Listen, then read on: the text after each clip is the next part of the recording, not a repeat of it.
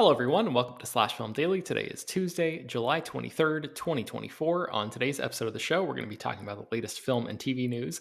My name is Ben Pearson. I'm an editor at slashfilm.com, and I'm joined on today's episode by Slash Film staff writer and box office analyst Ryan Scott. Hey everyone, how's it going? Ryan, Twisters has taken Hollywood by storm. Tell me, let's dive into some news. Let's kick things off with some box office discussion here. Tell me what I need to know about how Twisters performed during its opening frame here. So I'll go over the top 10 here real quick, and then we'll circle back to discussing Twisters, because some stuff happened that if we talked about it yesterday, the narrative is now just ever so slightly different. But so Twisters topped the North American box office with $81.2 million domestically in its opening weekend. Coming in at number 2 is Despicable Me 4 with $24.4 million, dropping just 44% in its third weekend. Inside Out 2 holding unbelievably strong with $12.8 million in its sixth weekend, dropping just under 36%.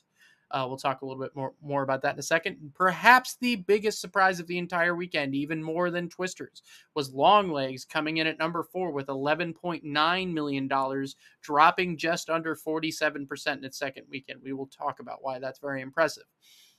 Number 5 is A Quiet Place Day 1, still holding strong, $6.3 million in its fourth weekend. Number 6, Fly Me to the Moon, not holding strong, dropping almost 65% in its second weekend for just a $3.3 million take.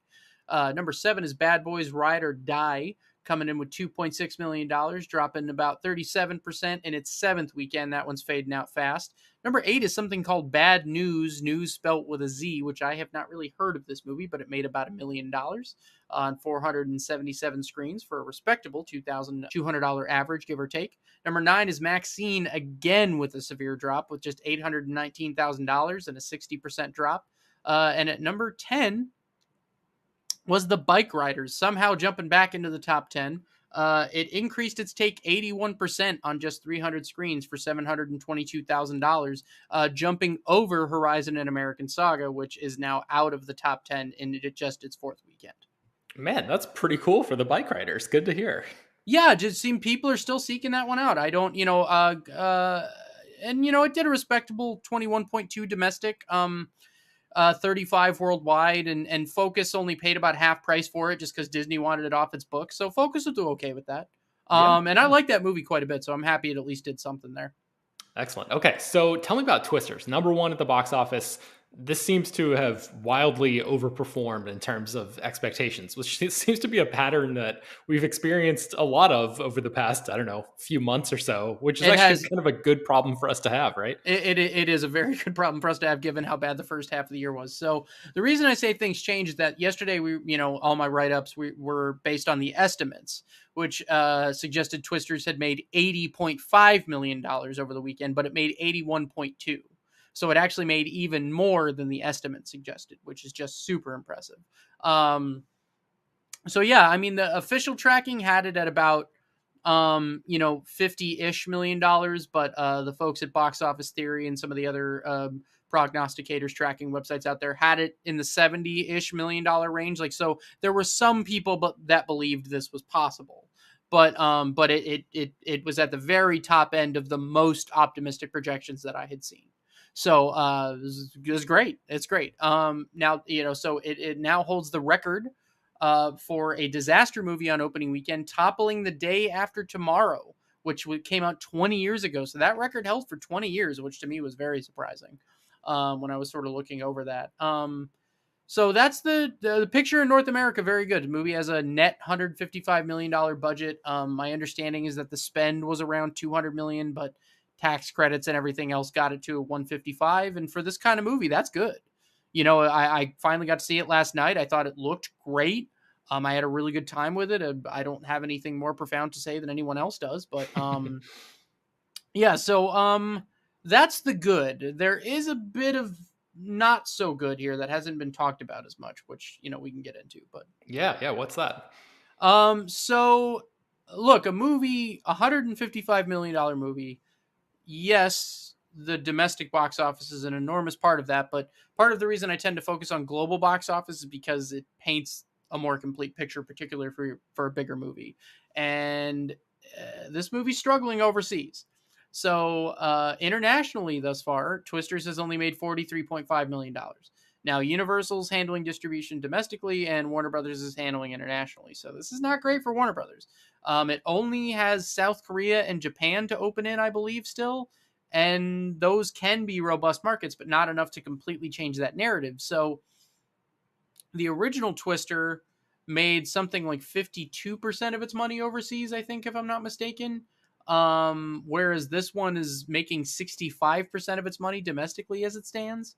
So the international numbers are lagging very far behind. And at the current rate, it's probably going to do like, 200 on the low end domestically, maybe 250 on the high end. So it would need to do like 150 internationally to kind of justify the expense purely from a theatrical standpoint, which it might not do. So we'll have to see how it unfolds. But as of right now, those overseas numbers are lagging. Hmm. Well, I mean, I don't know. Maybe word of mouth will result in this movie suffering a pretty small or a comparatively small drop in its second weekend because a lot of people seem to really like the movie. So maybe that'll help. I don't know.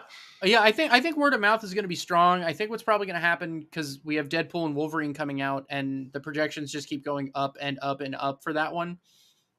So I think what's probably going to happen is Twisters is going to drop pretty hard this upcoming weekend, but then I think it will lag out after that. Like its holds will be really strong after Deadpool's opening weekend. Yeah, that makes sense. Yeah, so like I think like even stuff like Long Legs or some of this other stuff that's held well, like a lot's going to drop next weekend. I think I'm trying to figure out what's going to benefit the most from a counter programming standpoint, and that might actually be Twisters, because some of the other stuff is R-rated. Like we'll see. I'm not super sure, but yeah, it's at least in North America, and for theaters in North America, Twisters was like another really strong, like, okay, good, we're recovering from the first half of the year, which sucked really badly.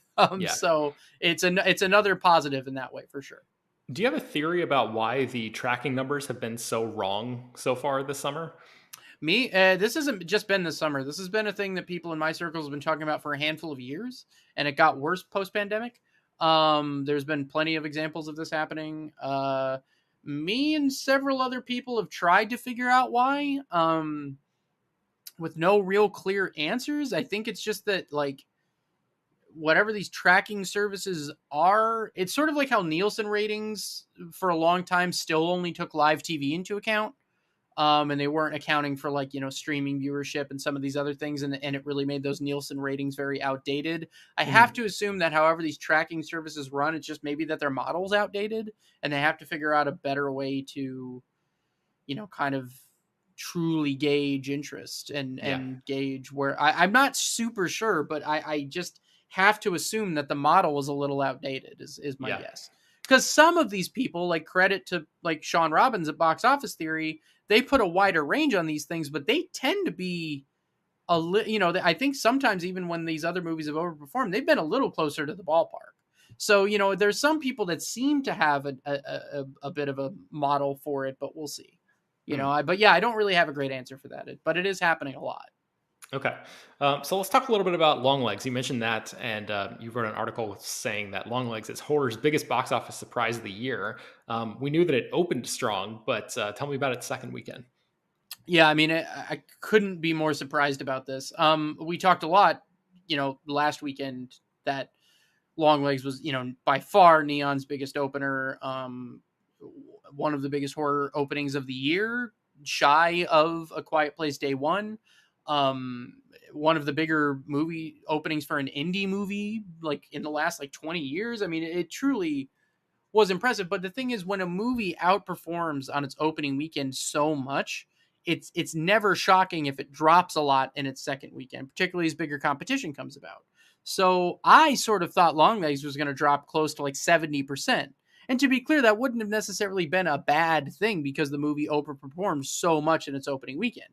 But word of mouth has been strong for this one, and it dropped just 46.6%.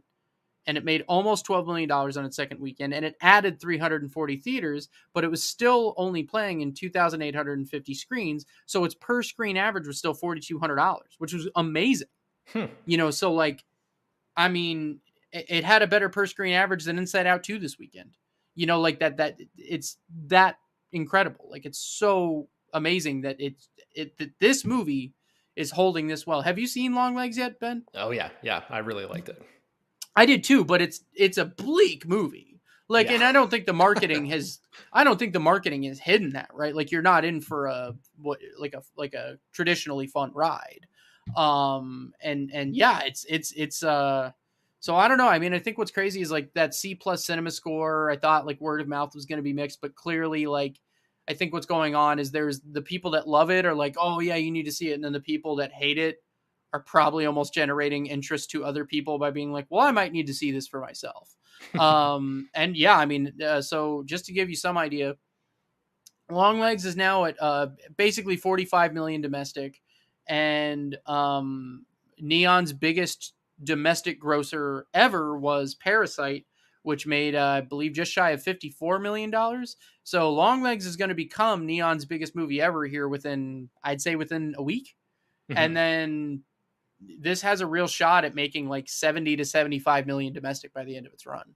Um, and depending on what it does overseas, those numbers are slowly trickling in because like other distributors are handling it overseas. So this could be $100 million movie by the time it's over, Wow. which is just like for a sub $10 million movie with like a modest but very clever marketing campaign. That's really cool.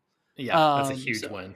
and like you would call this, I think one of the points that shout out to Lisa Lehman, another box office analyst that I want to give credit to for this, but like it's an uncompromised movie. Like it really feels like Oz Perkins made a movie that wasn't like, it doesn't feel like there's a studio note on that thing. Right. Like it really just feels like this is the movie, and it's working. And that's pretty cool. So yeah, it's like nice when a franchise film does well in horror or whatever, but I mean this is really good for horror fans, that because horror continues to be one of the only genres where like a truly original hit can emerge. And so it's nice when that happens. And Yeah. yeah, so I don't know, I feel very good about Longlegs in particular. Maybe my bias is showing, but like that just is like very encouraging to me, and I'm very happy about it. Yeah.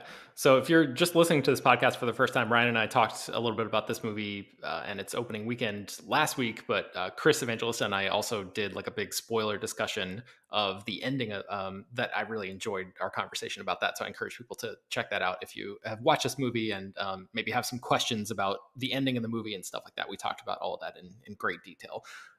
Okay, let's see. What else do we have to talk about here, Ryan? Inside Out 2, you mentioned that crossed another box office milestone. Yeah, so Inside Out 2 officially now in the top 15 all time. It is somewhat quietly just continued, and I'm talking worldwide grosses, not domestic. So worldwide, it is now at number 14 on the charts. Actually, as of today, it passed Barbie. When I wrote that article, it was at 15, but today it passed Barbie with a few $1,000s. So it is now 14 all time with $1.445 billion. It will next pass Frozen 2, which sits at $1.453 billion.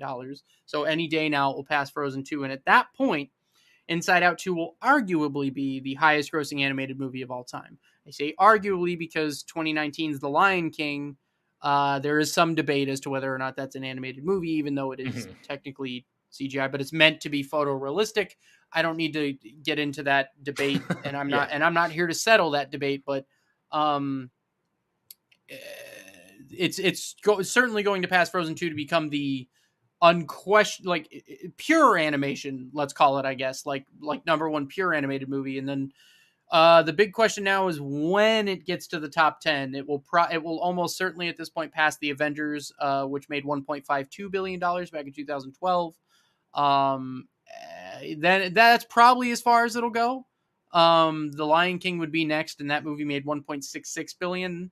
Inside Out is starting to slow a little bit, so I think that's less likely, but Mhm. certainly possible. So it wouldn't go any higher than that, I don't think. But that is just truly, truly remarkable stuff. For again, we've talked a lot about Pixar and what blah blah blah, but I mean, what this movie continues to do, I mean, it's great. It has made more than double the second biggest movie of the year, which was Dune Part 2. So I mean, that's just to Ooh. illustrate how big of a hit it is. Yeah, Yeah, that's yeah. impressive. Okay, last question I have for you on this topic is after the success of Twister's opening weekend, do you happen to know off the top of your head what the percentage comparison numbers are right now between 2024, like whatever it is, year to date versus 2023? Because I think, at the beginning of the summer, you and I were talking about like, it's basically not going to happen that the 2024 box office total is going to be able to surpass 2023. And I think you threw out some stat to me. I don't remember whether it was like 20% behind or like even more than that. And it was like, oh wow, that really illustrates, how far behind this year was lagging compared to last year. But because of the really impressive successes that we've experienced over the past few weeks, like since we had that conversation, whatever it was, a month or two ago, I was wondering if you have an update on how far behind 2024 is to 2023. Yeah, so I don't have the most updated numbers, but before Twisters came out, the last number that I had seen is that ticket sales were lagging around 17% behind. Okay. 20 and at one point it was like 22%.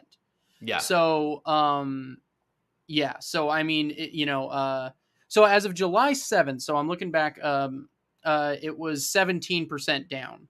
So we've since had a couple of very good weekends. So I probably the only thing I'd say is that we're probably still hovering around there because this same weekend last year was when Barbenheimer happened.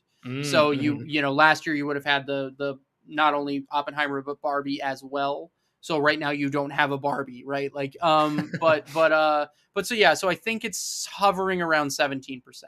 So Okay. we've made up some ground for sure, and we have. I think obviously the end of July and the early part of August are probably not going to be quite as robust as the end of July and the early part of August were last year because of Barbenheimer, but I think we have some really like promising stuff on the calendar. Yeah. I think Alien Romulus is I think that movie stock continues to go up. And again, I think Deadpool and Wolverine is probably gonna. I think we're probably going to be closer to a $200 million opening there. So, Yeah. that could more than make up for Barbie, right? Like, so I think like, I think we could by the end of the summer, maybe close that gap to 15% or less, Yeah, yeah, it's and impressive that we're gaining on it, considering how sort of bleak of an outlook we had, a few months for ago. So sure. And just then joke, shows how and then much some of this stuff can change. yeah, the fall has like, Joker Fall You Do and some of these things we'll talk about in a second. But can I take 1 second to highlight one thing real quick and then we can move Of on? course, yeah, yeah, There is a small horror movie called Oddity that hit theaters this weekend. It was only in 790 theaters. It didn't make a ton of money, but Oddity is. I got to see it at South by Southwest. It is one of the best horror movies I've seen this year for sure, and it is for sure the scariest horror movie I've seen this year. There is something in it that is just pure nightmare fuel that will live on in horror infamy forever, I believe. I encourage horror fans to seek out Oddity, please. If you can see it in a theater, it'll be streaming eventually, whatever. But Oddity is out there. Do not let this one slip under the radar. Seek it out. yeah. That was what yesterday's podcast episode was all about. So definitely, I back Ryan's recommendation 100% right there. Yeah, I just wanted to voice my chorus there too. That like, please don't let this one slip. It's really really good. Yeah, good stuff. Okay, let's take a break and then we'll come back and talk about a bunch more news. All right, Ryan, we have to talk about the Russo brothers returning to Marvel Studios for two new Avengers movies. This kind of seemed inevitable, or at least like the safest possible choice, but it certainly seems like the Anthony Joe and Joe Russo, who directed a bunch of Marvel films over the years, including Avengers Infinity War and Avengers Endgame, are, I mean, as close to official as it can be to returning to Yeah, the world of let's Marvel not forget that Studios. San Diego Comic-Con is this weekend, and almost certainly that's when the announcement's going to be made. Yes. So, do you have any sort of hot take on them coming back, or does this just like make so much sense that it's almost not even worth talking about? I think it makes a lot of sense for both sides. It also, but it does feel like a little safe for both sides. But at the same time, there's been a lot of it's amazing how Marvel has fallen because it felt like at one point everyone would have been like, hell yeah, the guys that made Avengers Endgame are making another Avengers movie. Let's go. And it just feels like there's a lot of people that are like, boo, boring. And I'm like, here's the thing. These guys made Captain America the Winter Soldier, Captain America Civil War, Avengers Infinity War, and Avengers Endgame. They have taken a few years to do some other stuff. None of that has panned out quite as well. I am willing to give this the benefit of the doubt because those dudes have thrived in the Marvel environment. Like, Mhm. I mean, I know it's easy to take for granted now. Avengers Endgame could have been a disaster, and those guys made that movie sing. Like, I mean, I know like Marvel has tested some of us these past few years. That movie is still a miracle to me. In the same way that I think like Avengers Civil or Captain America Civil War is in a lot of ways like a miracle. So I don't know. I think that for me, I choose optimism until there's reason not to, right?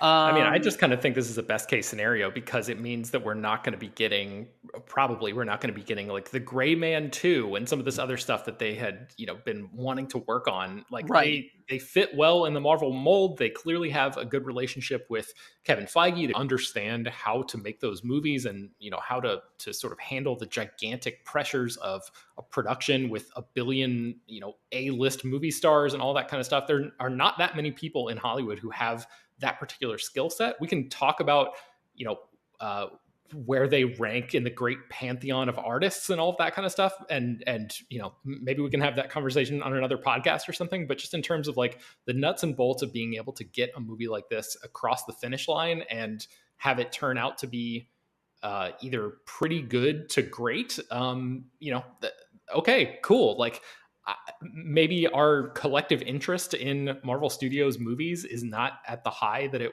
once was, which is fine. But I kind of look at this as like a net good because, Yeah. yeah, like I said, at least we're not going to have to be asked to pay attention to other projects that they work on that have, as you mentioned, have not panned out in the way that they wanted. So I would much rather have them combine what they do well with whatever Marvel needs from them and like think about that as a pillar off to one side and like only engage with that thing, that nebulous thing, the one time that that movie comes out, whenever it is, or I guess two Yeah. times in this case for Avengers 5 and 6, instead of But like spreading this stuff across, multiple movies and multiple genres and all that. But I think the other thing that well before there was any real negativity about the MCU or the Russo brothers in general, they said Secret Wars was the thing that could bring them back.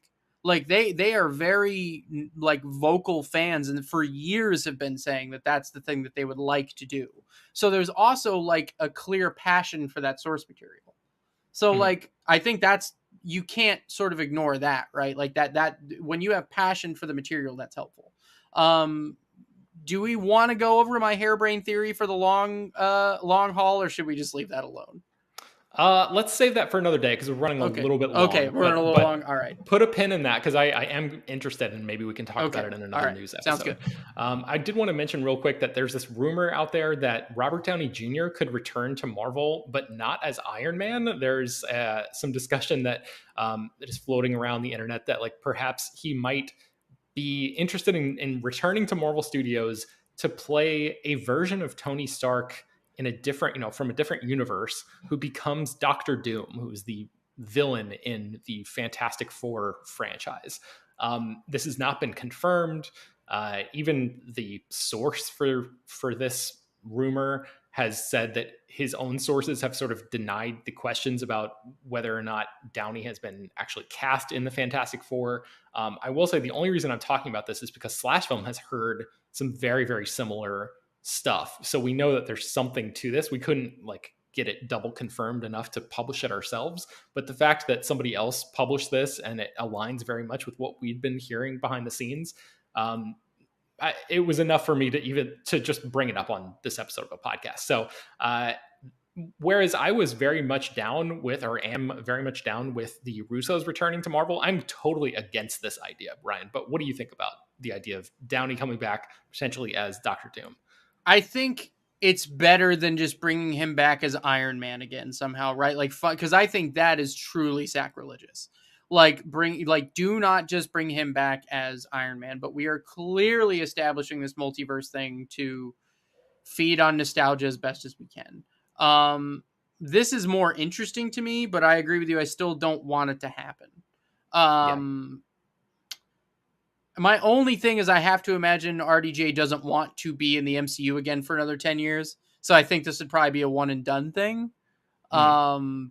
I don't know. I'm kind of with you, but I think it's better than just getting him back as Iron Man. But that would be like truly terrible. So I don't know. We'll see. Yeah. Okay. So next up, I wanted to mention this Joker 2, Joker Folie à Deux trailer that debuted this morning. I don't really have a super strong opinion about this. I think the first movie was like okay, I guess. It was just kind of like it went in one ear and out the other to me. It just kind of felt like empty style for style's sake. I don't know. Maybe you can go back and listen to my actual reaction to seeing the movie on the podcast, like whatever from 2019, whenever that came out. But um, I, I have not thought really much about the first Joker movie. It's not something that I really think about or care very much about. So this sequel, I'm kind of like, I feel similarly. I'm just kind of like, okay, I guess this is happening. But it seems like you have a much more, I don't know, a stronger reaction to this trailer. So tell me about that, Ryan. Yeah. Look, everyone knows I don't like to be negative around these parts, but I detest that first Joker movie. I hate it. I hated how everyone, like all my normie friends, made me seem like I was stupid for not quote unquote getting it. Oh boy, do I hate that movie. And yeah, like I also really don't like musicals. Um, and oh my god, just like all of that thrown in a blender for it's just like this new trailer. There was a part of morbid curiosity that existed before this trailer. After this trailer, I'm like, unless like the reactions and the reviews make it where I must do a 180, I will not see this movie. You will not hear me talk informed about it because I won't watch it. Like I'm not going to spend any amount of my life watching something I am this ready to not like. Yeah. Yeah, I just so I apologize to people that don't like the negativity, but boy, does this just rub me like in every wrong way. Like I Man, just I want nothing to understand do that. with it. Yeah, I Yeah. understand that feeling. Like it's rare, but when that hits, there's not really anything you can do about it. You know, when you just have such a visceral reaction to something, and like we talk all the time about wanting every movie to be good and like being excited to sit down in the theater to every single movie, regardless of like what the response has been, and like maybe maybe anything's possible before the lights go down in the theater, right? But when you have such a strong reaction to a trailer like that, and it just seems like there's no way that you're going to be able to overcome that hump and get over into the realm of actually liking this movie. So No, I and respect again, it. yeah, like and again, it's like I'm just like when I remember when I was watching the trailer, I had that. I don't know if you watched The Office, but there's that phone call Michael's making to Ryan at one point. He's like, "I'm gonna throw up. You're making me throw up." Like that's how I felt watching this. It's like, nope, I don't know. Yeah, it seems like an art movie for people who have a very minimal understanding of cinema to me. Like, and I say this as someone who generally just likes popcorn movies and kind of doesn't have a great understanding of these things. But yeah, I don't know. But I mean, we could talk about the interesting thing that's revealed in this trailer if you want. Yeah, go ahead. We'll make it quick, but go ahead and mention that. Yeah, so I won't say much. And look, this is not a spoiler because it's revealed in the trailer. If you had the captions on, one of the people speaking is Harvey Dent. We don't know who that person is yet because the person was talking off screen, but Harvey Dent is going to be in this movie, which comes with a dizzying array of implications depending on how you want to think about how a guy like Harvey Dent could factor into a movie where there is a trial of Arthur Fleck. Hmm. So it's pretty. It actually makes a lot of sense. When you think about it, it's like, oh yeah, if you're gonna take a Batman character and put him in there, context Yeah. of this movie, it makes sense. Yeah, and you wrote a whole article about this, so I encourage people to go read that. But I think the thing that jumped out to me was your framing of the first Joker movie and this movie essentially being Todd Phillips' version of like the Elseworlds type of comics story, where it like doesn't fit into the typical continuity or anything like that. Like we saw in the first Joker movie that Batman or Bruce Wayne rather is a very young boy, so it doesn't really make sense for that young person to grow up to be Batman and to fight the Joker as played by Joaquin Phoenix. So then the same thing kind of applies to Harvey Dent here. probably. I mean, unless Yeah, it's it's a massive Elseworlds number logic, of, yeah, unless a which is massive number fine. of years pass between the first Joker and this in universe or something. But even still, so yeah, I don't know. Anyway, I just wanted to point that out. But Yeah. yeah, go check out those articles, and I've linked to our write up of the trailer there in case you haven't seen that yet. All right, I wanted to mention also there's a report published in Bloomberg recently that essentially confirms what everybody has known for some time now, which is the fact that Netflix has won the streaming wars. And this report provides some pretty interesting data to back that up. And specifically, they say that Apple TV Plus is currently attracting 0.2% of TV viewing in the United States. And that Apple TV Plus generates less viewing in 1 month than Netflix does in 1 day, which is like really brutal. Like, I knew that Apple TV Plus didn't have a ton of subscribers and didn't necessarily have a major cultural footprint. Whereas, like, obviously seemingly everything that gets dropped onto Netflix becomes like a massive overnight hit or whatever. But man, those numbers, like the disparity there is pretty stark. It's brutal. Partially because of that disparity, and partially because Apple has spent like $20 billion making shows and movies over the past few years, the bosses at Apple are now pushing the executives in charge of that streaming service to tamp down spending on their project, which is exactly what I was worried about when we talked about this last week. So this is all Well, still pretty nebulous, and we don't know to what degree they're going to be scaling things back. But I would just say it's something to keep an eye on. they're scaling back. This is specifically about TV viewership. And so I think that a lot of this was focused on the TV shows.